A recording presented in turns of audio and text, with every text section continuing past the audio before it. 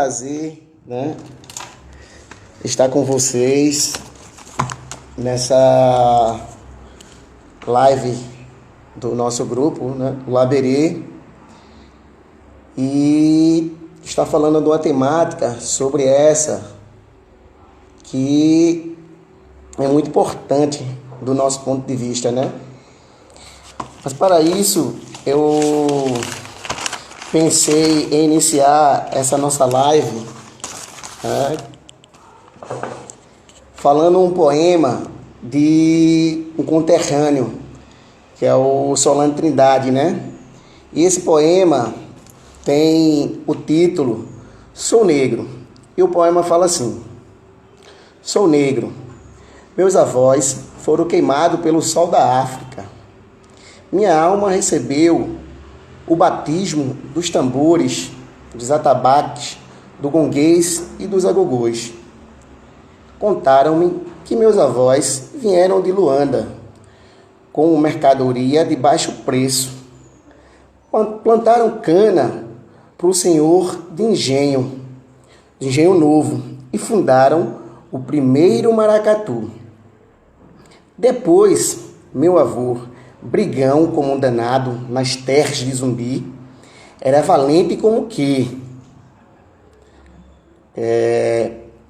na capoeira ou na faca, escreveu, não leu, o pau comeu.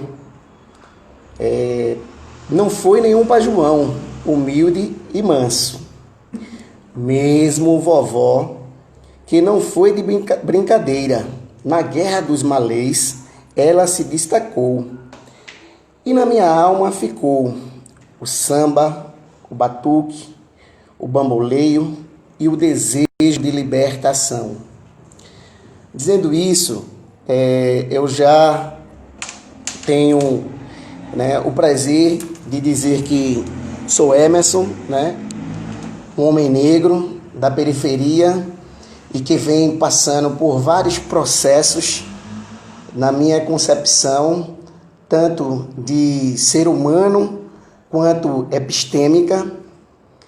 E ao chegar em 2018 na Universidade Federal de Pernambuco, uma das universidades mais antigas e que ainda também carrega muito o ranço, né, do colonial, eu me encontro com o Laberê. O Laberê, que é o laboratório, né, de Relações e Estudos Étnico-Raciais, que é coordenado pela professora Cissa Reis e onde nós somos membros. E aí eu me encontro nesse quilombo, não é? Que o Laberê, ele é um quilombo naquele lugar. Ele faz esse acolhimento aos estudantes negros, aos técnicos e aos professores. Então todos se sintam convidados para ser membro desse quilombo. E esse quilombo desenvolve algumas ações essas que têm uma perspectiva afrocentrada, né? Que faz parte da minha pesquisa e da pesquisa de um grande amigo que vem desenvolvendo, Cledson, não é? Que fomos os primeiros, e hoje tem Carlos, hoje tem Irene, hoje tem, orientando a professora Cissa Reis, Cláudia, né? E o Euclides e o Carlos. Esses são os orientandos. E tem os outros membros desse grupo. E para isso, né, essa live ela tem como tema Estudantes Africanos no Brasil, Desafio e Perspectiva. Agora eu vou convidar, né, um irmão, porque os nossos laços, né, e esses desafios, ele vem do outro lado do Atlântico, né? A gente não começa os nossos desafios aqui no Brasil, não é? Então, é com muito prazer que eu convidarei o Samuel Chan, né? Ismael Chan, professor da Unilab, né? Jogamos bola aqui, estudou sociologia aqui, fez doutorado.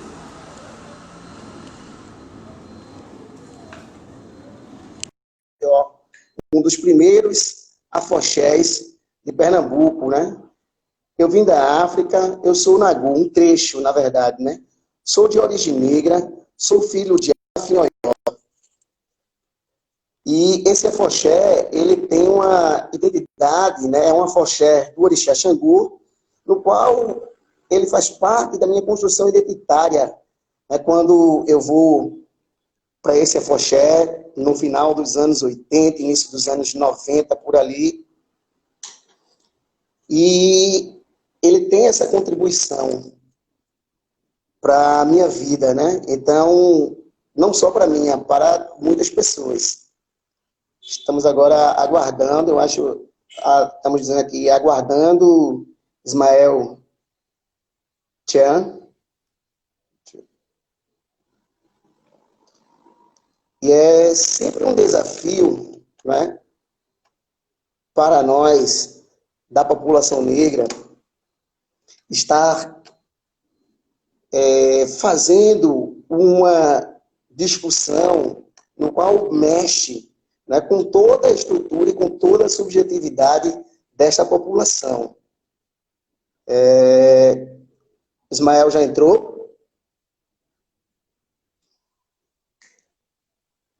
Ele não está conseguindo visualizar. Ele não está conseguindo ouvir. Vocês estão me ouvindo?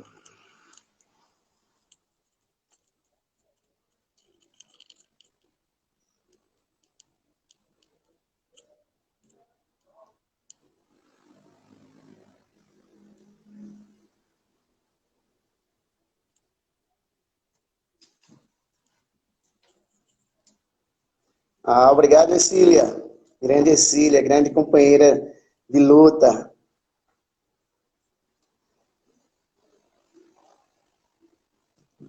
Que bom, Carlos. Ismael escreveu oi.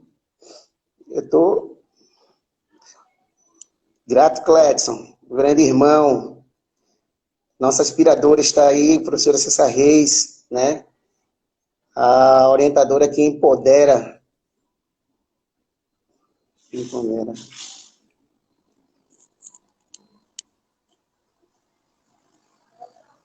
Você tem que chamar ele aí. Eu chamei, está dizendo aqui, estou aguardando. Estou aqui.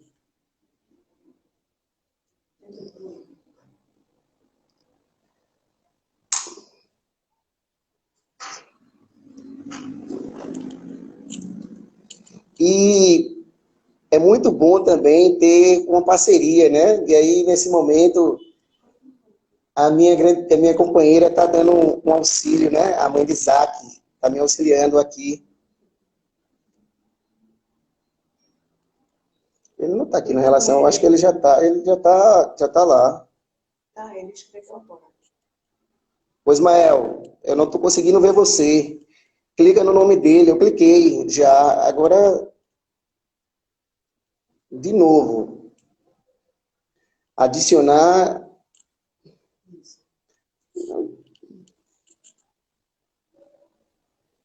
Ele está com problema de áudio. Está resolvendo para comunicar, quando ele diz. Maravilha. Então enquanto ele resolve, né, eu quero dizer que essa história, né, ela não começa de hoje, não é? Eu tenho construído, eu vi um livro, né? Eu fiz parte de um livro de Naldete Pinheiro. Eu sou um pouco velho, há 30 anos atrás, né? Eu fiz a ilustração desse livro, né? Então, assim, essa discussão, ela nos move, né? Eu conheci uma professora que ela dizia, uma vez que você entra nesse lugar, você não sai mais. E não tem como sair, porque isso é a nossa vida. O Altino também está mandando, né, o grande parceiro Altino, também é membro do NEAB. Maravilha. Está com você aqui na live. nessa nossa live. Enquanto isso, eu estou aguardando, né?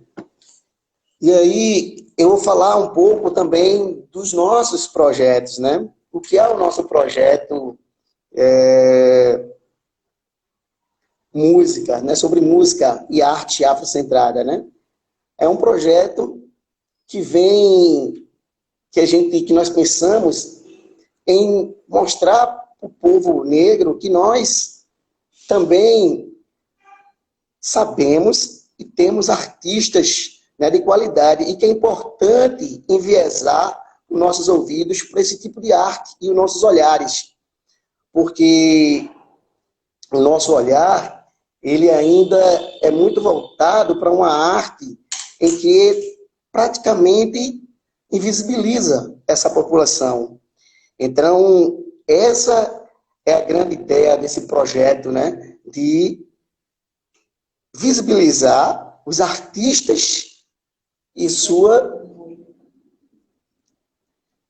eu gostaria que Ismael pudesse dar um outro oi, né? Para a gente entrar, para a gente, de fato, caminhar com nossa live.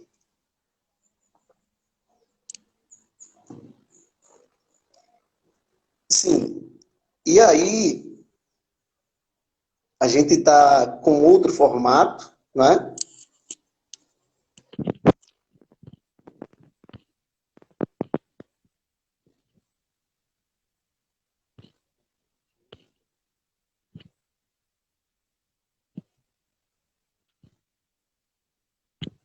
Ele não está aparecendo para mim, cara. Eu estou procurando ele e ele não está aparecendo.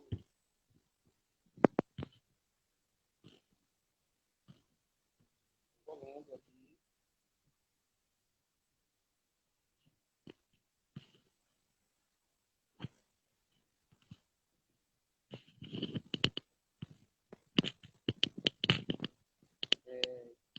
E a gente tem, né, o inglês afrocentrado, a professora Sara, ele é uma outra coisa, né? Porque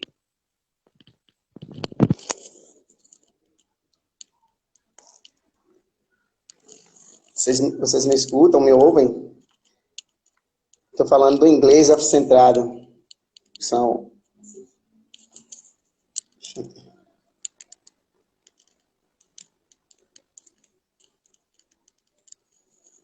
Ok? Ah, obrigado. Agora sim. Então, o inglês afrocentrado, né? A academia, ela nos cobra, né, quando a gente chega na pós-graduação, que temos conhecimento de uma outra língua, né? E isso é importante, né? Então, esse desafio, ele deu um oi. Ajuda ele. Vou convidar agora o Ismael. Estou te convidando, Ismael.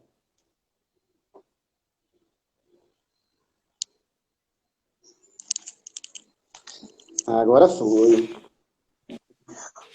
Olá, Ismael. Olá, Boa tarde. boa tarde a todos. Desculpa Não, esses são os mesmo pelas desafios, né? dificuldades tecnológicas de estar junto com Isso. vocês. Pense, já estava quase suado aqui, tentando me conectar.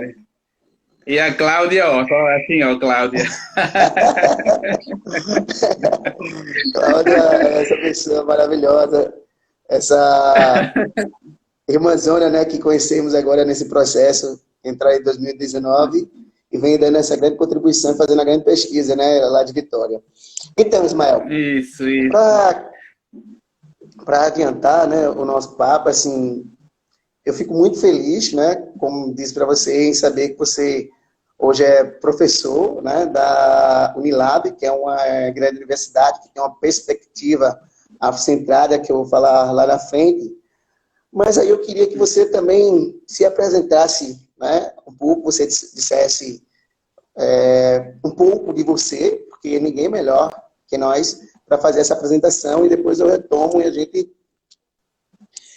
vai fazendo esse bate-bola aqui. É com você, Ismael. Entendo, entendo. Olha só, eu, antes de mais nada, eu devo realmente agradecer vocês pela iniciativa, né? Para mim é uma satisfação imensa, né? Já vi muitas pessoas conhecidas que há um bom tempo que eu não tinha tido oportunidade de encontrar, né? Portanto, por isso que para mim apresentar nesse núcleo aí seria até, né, uma questão assim, né? Já que conheço bastante gente nesse grupo. No entanto, eu sou Ismael, né? Sou da Guiné, né? Guiné-Bissau. Já moro no Brasil há bastante tempo. Não gosto nem de dizer o tempo que estou aqui, porque meus alunos falam: professor, como é que o senhor conseguiu ficar tanto tempo fora? Mas é assim, eu sou da Guiné, me formei em comunicação social na UFAL, fiz o meu mestrado e doutorado pela UFE, né? Eu saí de Recife para a Bahia no final de 2015, depois que eu passei no concurso na Unilab.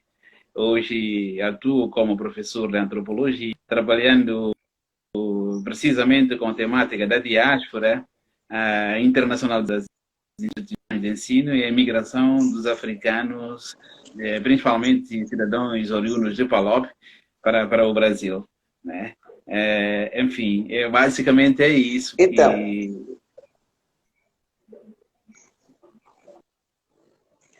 Então, daí eu conheço o programa PEC-PG, né, e o PEC-PG, que são dois programas, um de pós-graduação e um de graduação, né, que o Brasil Sim. tem essa relação, tá, com a África.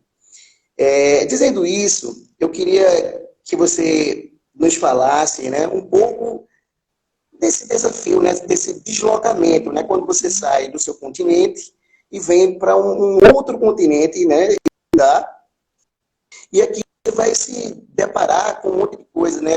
Eu ouvi alguns relatos, né, que quando a gente não só vivi, né, vivi também, os grupos, quando os professores dividem os grupos, a gente sempre tem dificuldade, né, a gente não, as pessoas sempre têm dificuldade de nos encaixar nesses grupos.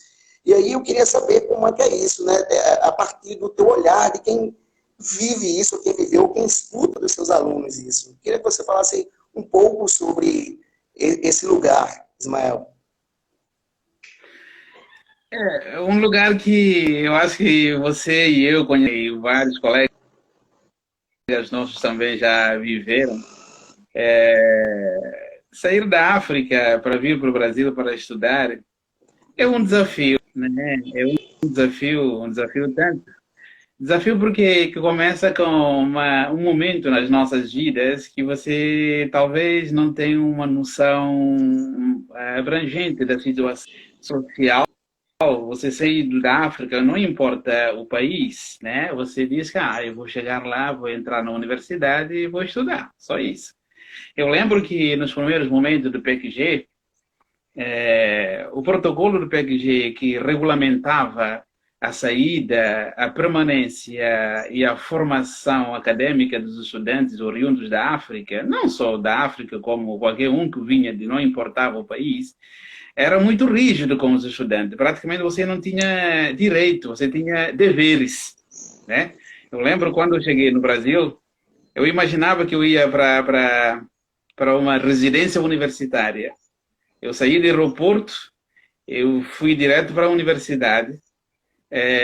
Chegando na universidade, para mim, já estava praticamente entregue na universidade. Ponto final. Quando eu cheguei, eu fui lá na universidade e me informaram que não, a universidade não tem nenhuma responsabilidade de recebê-los, né? Enfim, eu estava com 18 anos de idade. Imagina quanto isso... Daí tive que me virar, fiquei algum tempo na pousada, que tive que ligar imediatamente para a família, né?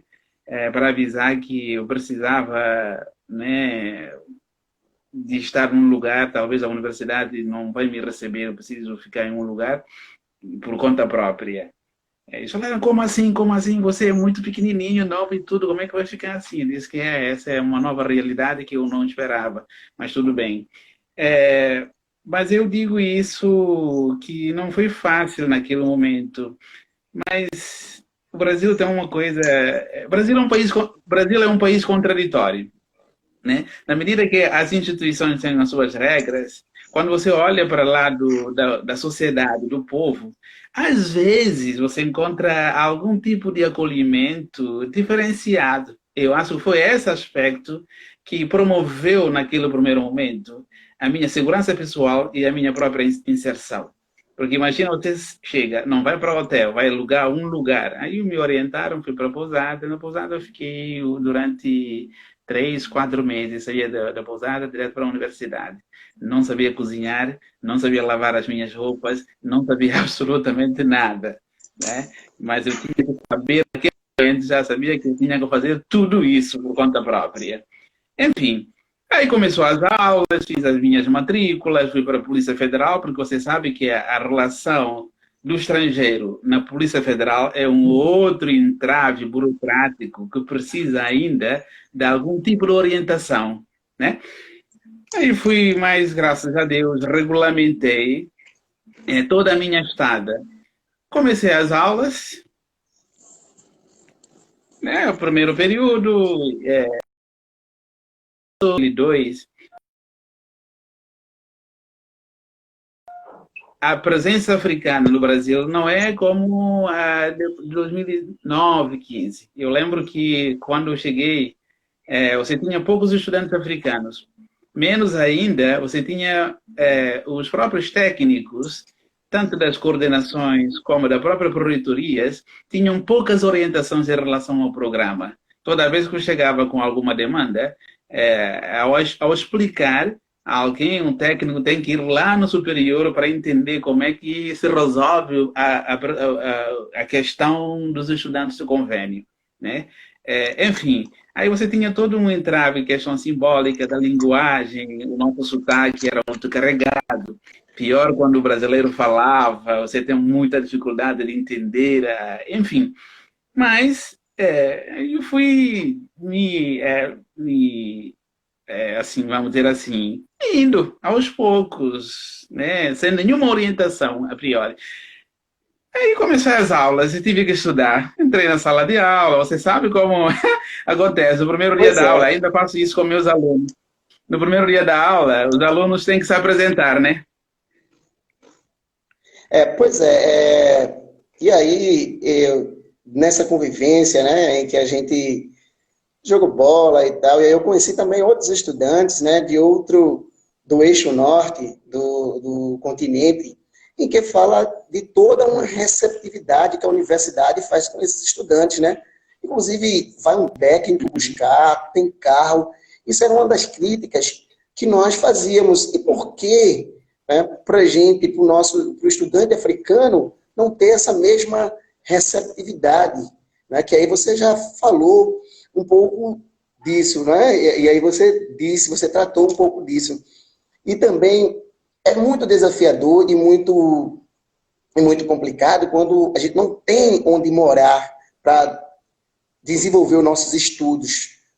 Não tem essa estrutura, que é uma coisa que a gente tem que pensar. Eu acho que esse é um dado em que a universidade tem que refletir um pouco sobre isso, sobre esse acolhimento, não é? Que é uma vivência que a gente tem muito do povo, do nosso povo, né? do povo africano, mas o acolher, que eu digo, é o acolher de forma institucional, não é o acolher da forma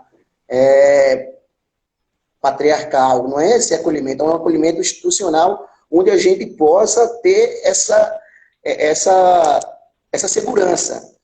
E para isso, eu também te pergunto, como é que você entende a relação de produção científica entre o nosso país e o seu continente?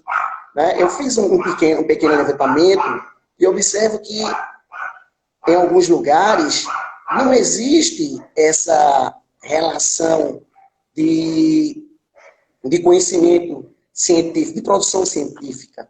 Né? E aí a gente sabe de onde parte isso e por quê.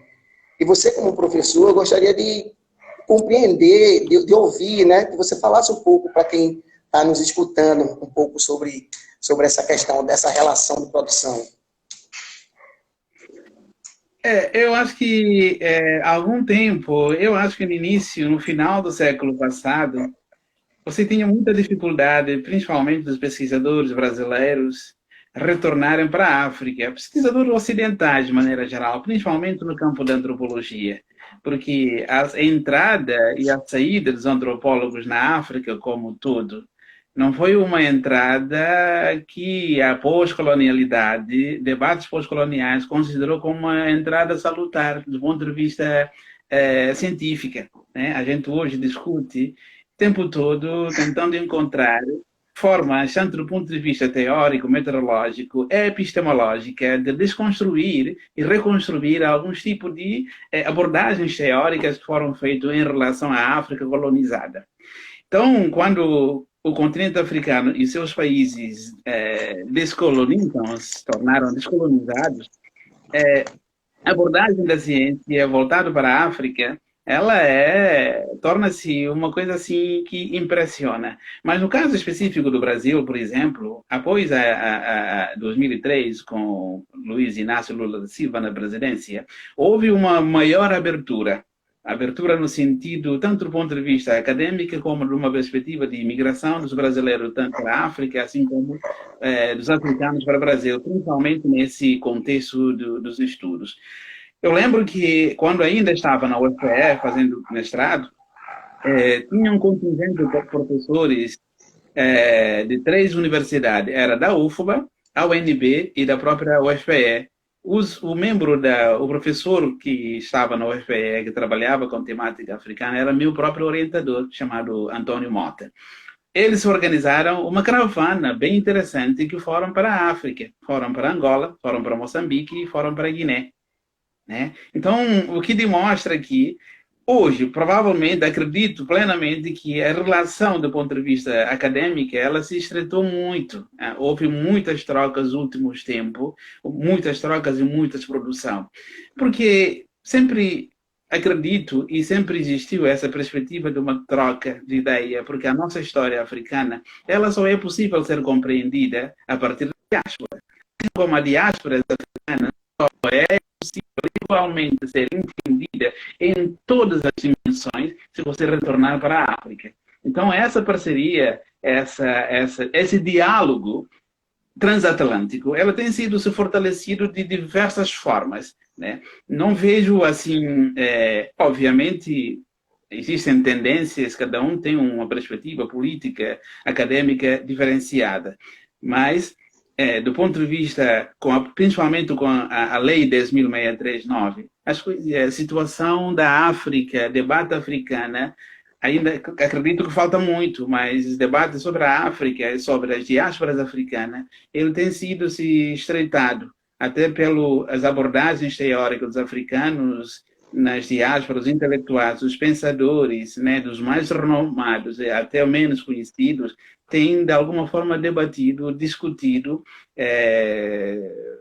de uma maneira recorrente a essa temática. Inclusive, tem vários concursos. Eu estive em 3 concursos de professores, né, para magistério superior. Temática era praticamente a África. E isso você não via isso há algum tempo atrás no Brasil, né? Então, o que demonstra que algo, apesar de muito lento, em prática essa troca entre nós e diásporas africanas de maneira geral. Quando você estava me perguntando, alguém me perguntou se eu vou retornar para a Guiné. Euclides, Euclides. Pronto, Euclides. Sabe, aquela coisa do imigrante, alguém que se desloca, você sempre tem uma promessa eterna de retornar. Né? Sinceramente, eu não devo dizer para ninguém que eu não vou retornar para a Guiné. Mas no momento eu estou no Brasil. Desde que eu cheguei, toda essa problemática, a presença dos estudantes africanos tem sido meus estudos, tanto no mestrado como no doutorado. Ainda hoje eu trabalho com isso como uma das linhas de pesquisa no qual eu transito. Né? Hoje estou produzindo em torno dessa circulação internacional dos estudantes guineenses, angolanos, moçambicanos, né? E cabo-verdianos, santomenses também. Eu tive até sorte, porque hoje estou na Unilab, só na Unilab já me contemplo, eu me sinto absolutamente no contexto guineense, né? Porque eu tenho que, todo semestre eu tenho que 10 estudantes angolanos, tenho 8 guineenses, na sala de aula tenho santomenses, eu tenho moçambicanos, tenho angolanos, né? Nós, né, conseguimos de alguma forma dialogar. Então, eu falo para meus colegas professores brasileiros, falo, olha, eu não preciso voltar. Eu já estou praticamente fazendo a minha parte a partir da diáspora, tendo contato direto com meus conterrâneos ou de maneira muito mais familiar os meus irmãozinhos. Falando em socialização, que você fala, né, dessa questão de quando está com seus estudantes, e aí essa socialização, e aí, assim, eu sempre pergunto, né, assim, isso é uma curiosidade, como é que se dá essa relação entre os brasileiros, né, e os africanos na sua sala de aula, né, porque eu ouvi que há então, alguns amigos que são professores também no campo do Ceará, No Ceará, né? né? Lá no Ceará, e tem outros aí, mas assim, e aí eu queria entender se há essa unidade, né? Porque o povo acha que quando se trata de qualquer questão da temática, da nossa temática, coloca isso como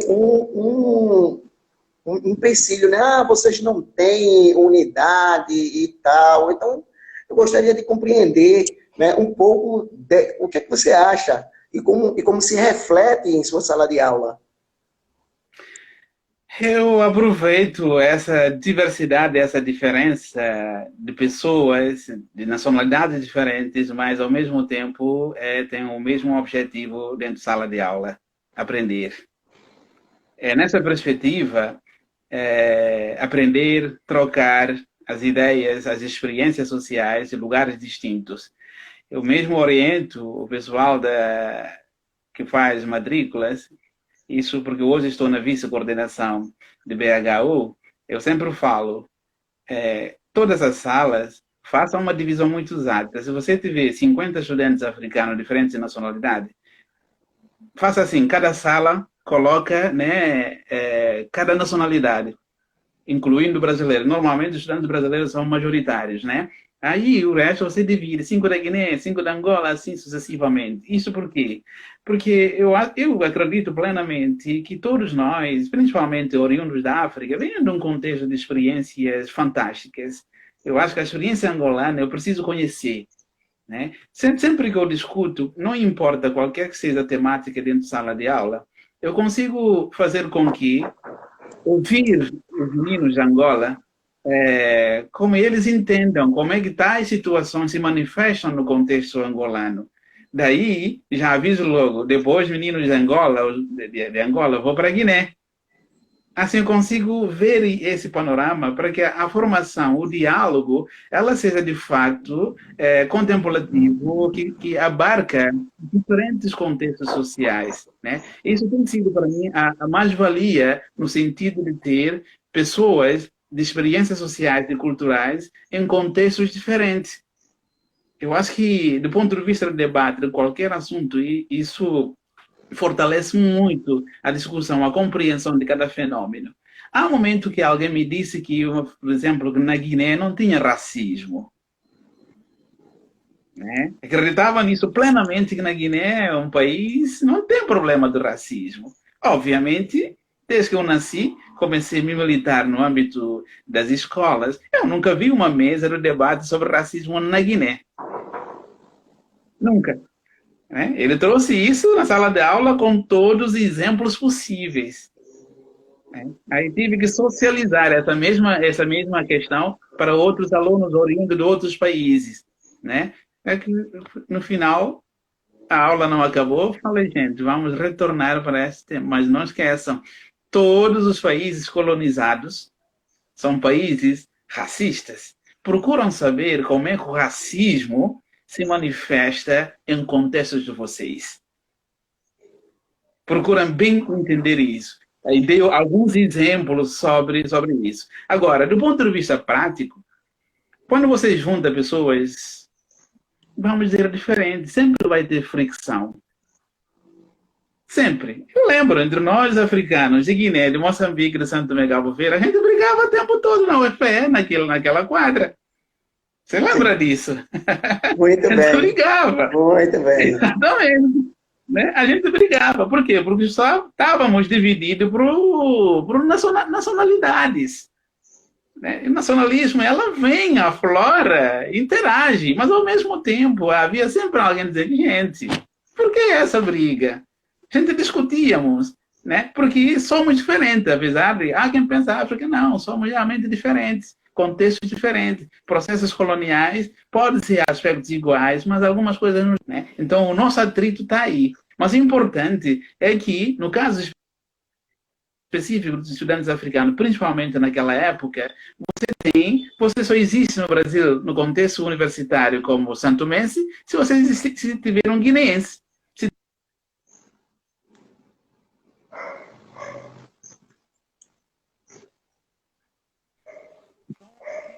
de alguma forma ajuda a promover essa interação, ainda que aflora algum momento de atrito, por besteira, por uma coisa séria, mas absolutamente dialogável. Uma das coisas do racismo, estruturante no racismo, é o estereótipo, né? E as pessoas costumam fazer isso de uma forma muito natural, nos estereotipar, né, a população negra, em toda perspectiva, né? Inclusive do conhecimento do ponto de vista, né, intelectual. Quando a gente vai à sala de aula, alguns professores, quando você falou muito bem da Lei 10.639, e quando a gente aborda que as nossas pesquisas estão fundadas, né, a partir da lei que tem uma perspectiva afrocentrada, que é voltar o olhar das nossas discussões, nós somos rotulados como estamos fazendo, não, o que nós estamos fazendo não é ciência.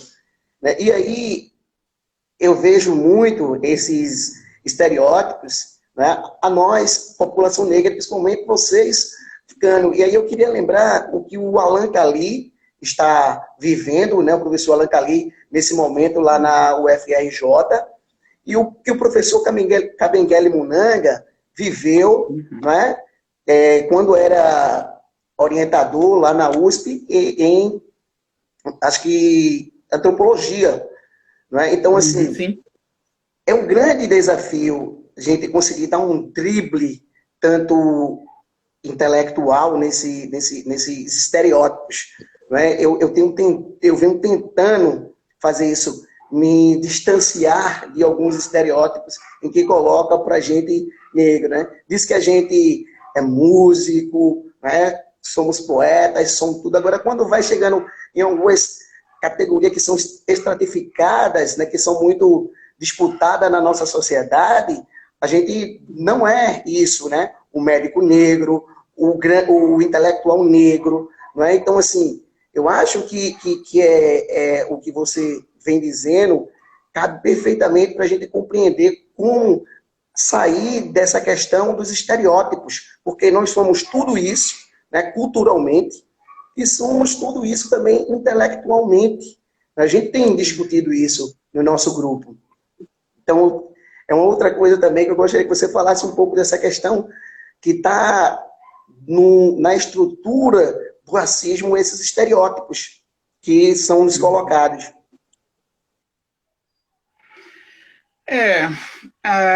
Uma estratégia combativa aos estereótipos no Brasil, ela requer justamente esse processo educativo, processo formativo. Não vai ser fácil na sociedade brasileira você eliminar esse construto histórico decorrente da própria formação social do Brasil, né? Muitas das vezes eu me coloco assim num lugar mais de dialogar mesmo. Sempre orientei meus alunos, principalmente os colegas da África, que ao chegarem no Brasil vão se deparar imediatamente com algumas compreensões de vocês ou de nós africanos que você próprio africano não sabia, né? Então, nessa hora, é preciso ter muita calma, porque quem me conhece sabe que realmente eu sou uma pessoa muito tranquila, né?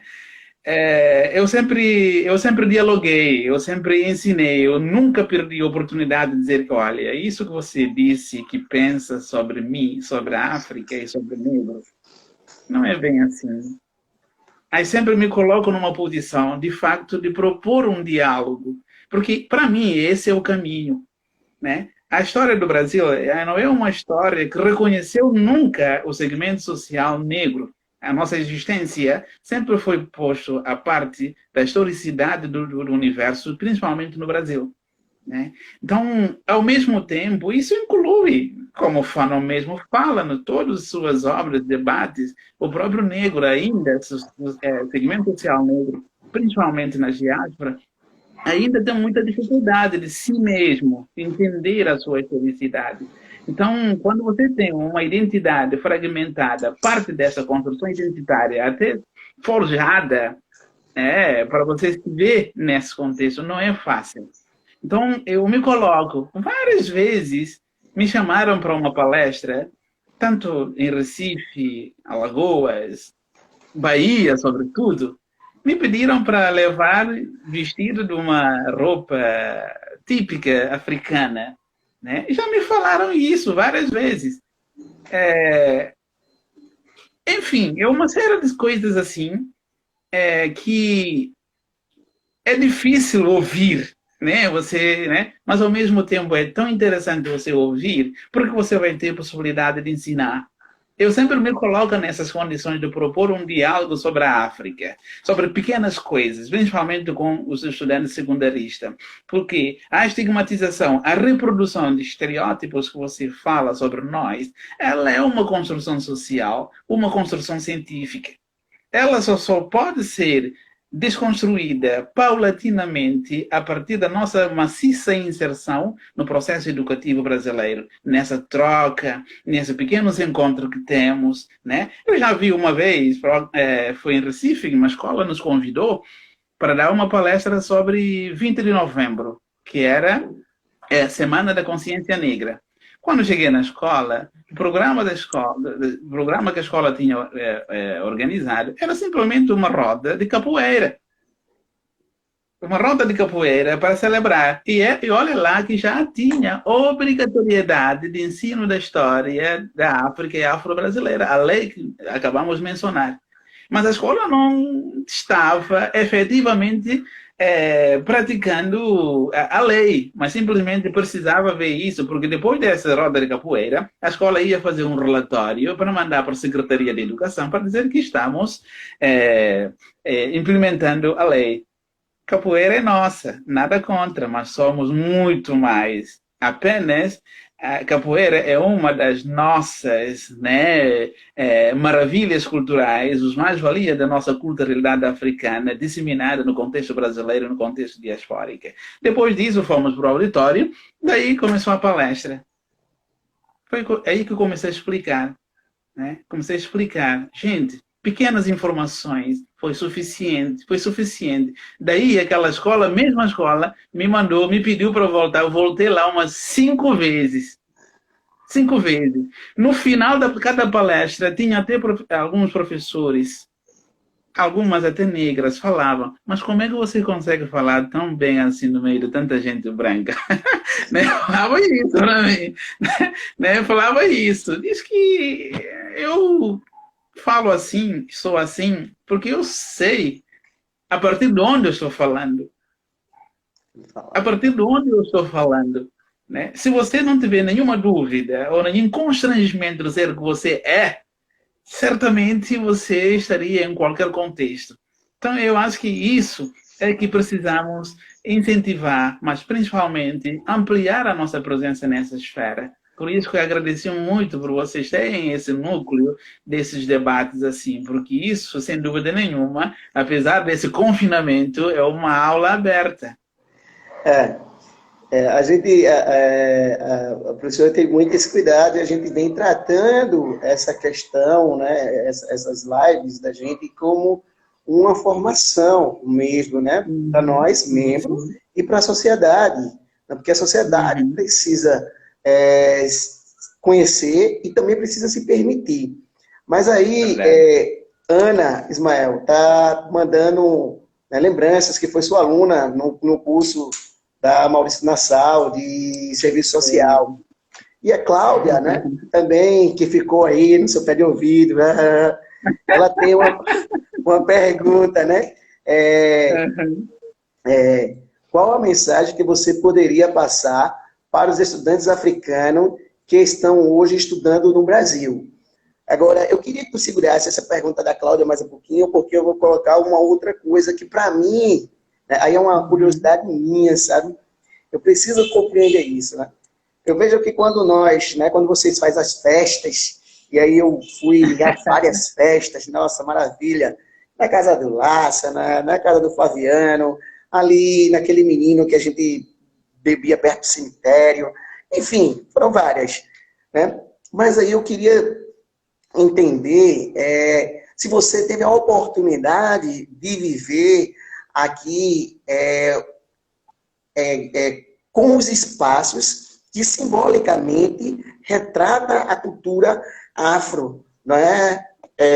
Brasileira, tipo os maracatus, se você conheceu, porque eu vejo que meus amigos vão pouco os hoje, né? Os maracatus, os terreiros, eu sei de tudo isso, assim, como é que se perpassa, mas eu queria compreender se essa socialização, ela reforça a nossa vivência que você mencionou quando está em sala de aula, né, que é uma vivência um pouco ancestral.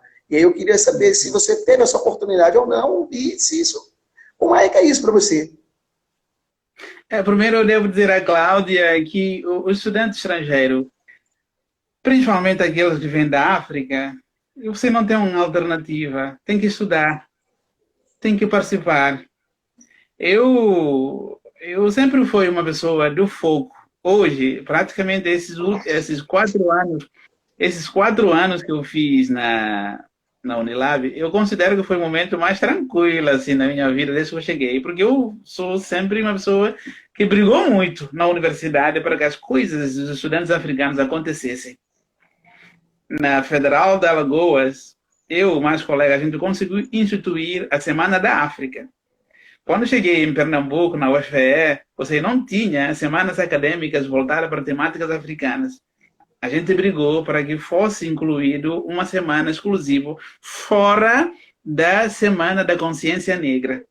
Naquela época, na UFE, havia um grupo dos estudantes negros que se organizaram e formaram a chamada Associação dos Estudantes Negros. Eu não sei se essa associação ainda continua na universidade, mas eu sou uma das pessoas que, naquele momento, participou da forma ajudar a estruturar essa organização e determinar os objetivos que deveriam ser balizados para serem tratadas no âmbito desse grupo de jovens negros pernambucanos que naquele momento sentiram necessidade de criar uma associação voltada para atendimento da questão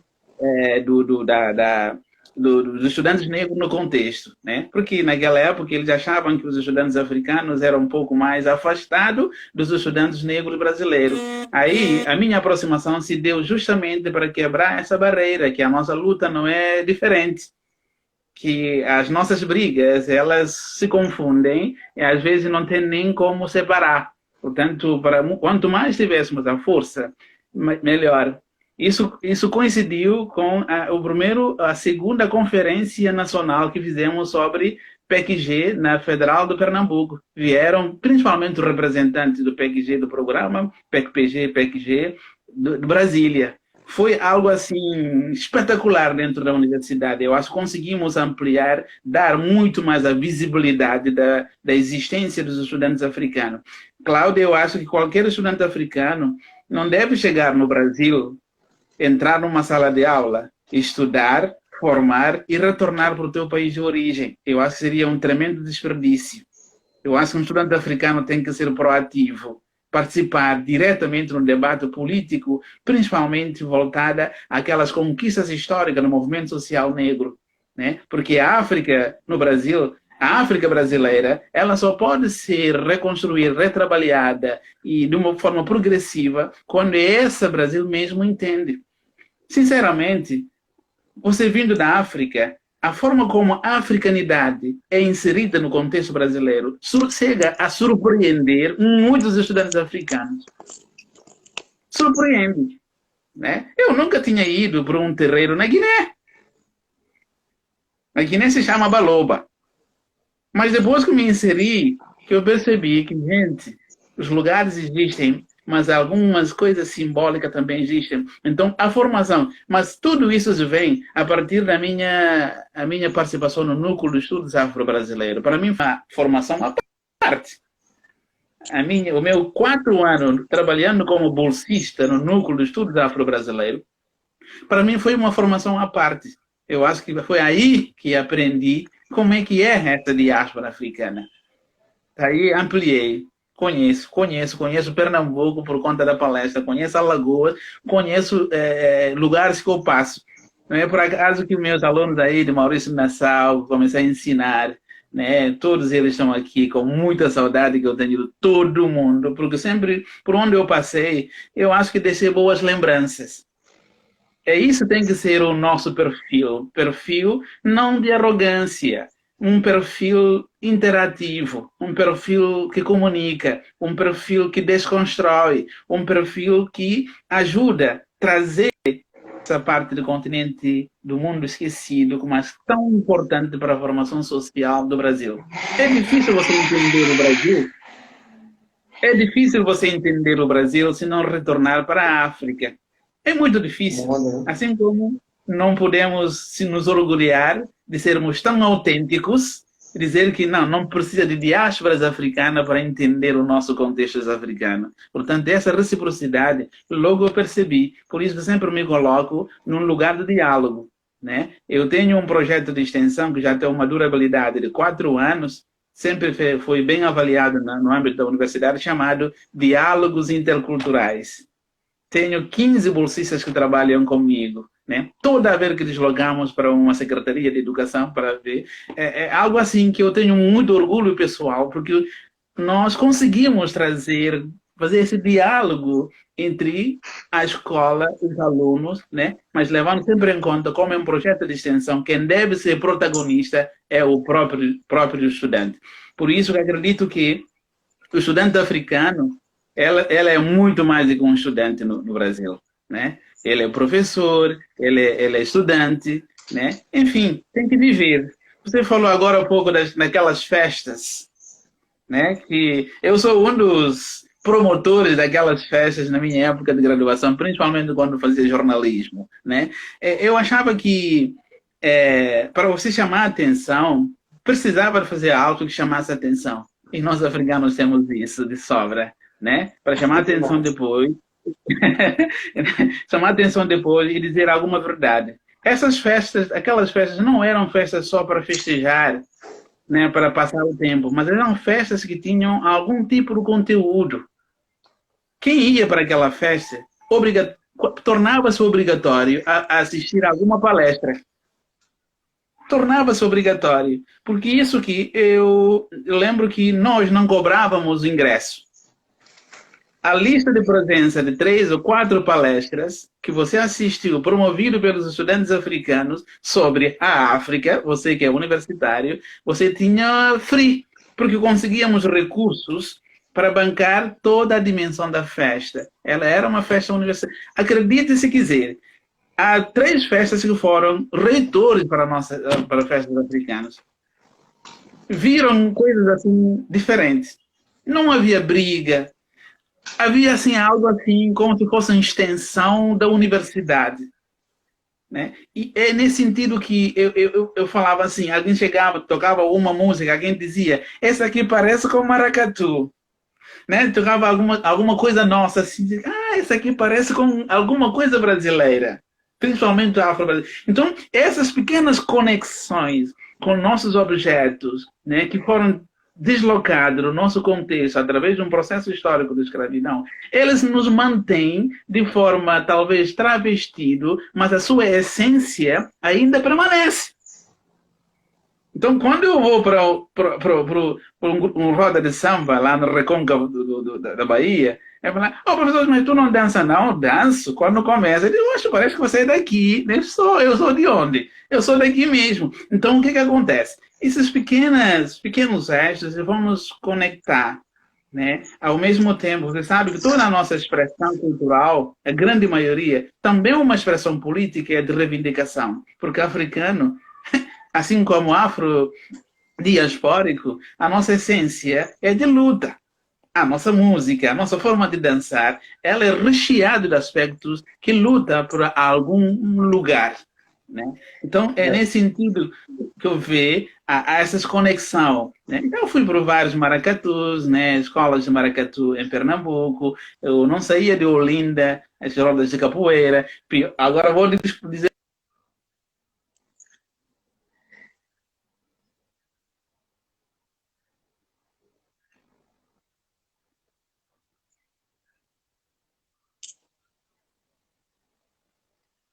Tá travando um pouco.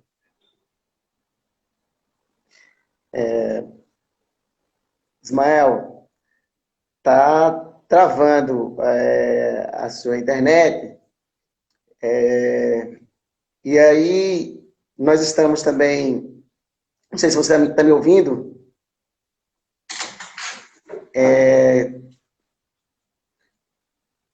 Nós estamos.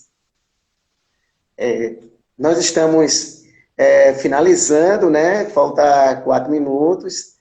E aí, falta 2 minutos. Então, assim, eu vou fazer o meu agradecimento e vou deixar para você fazer os seus agradecimentos, né? Primeiro, dizer que é um prazer, né? Te ver novamente, né? Ver dessa pessoa que és maravilhosa, né? Um grande atleta, joga muito bem, um grande intelectual, e dizer que é da nossa essência estarmos juntos, né? E aí eu venho construindo muito isso com o Laberê, e hoje eu também venho construindo e pretendo consolidar isso com também a minha família que veio construindo, né? E aí eu vou deixar para você esse 1 minuto e só agradecer. Só tenho a agradecer. Esse 1 minuto é teu. Para você nos dizer, né? Do que você vem pensando sobre essa live. Apesar que você já disse.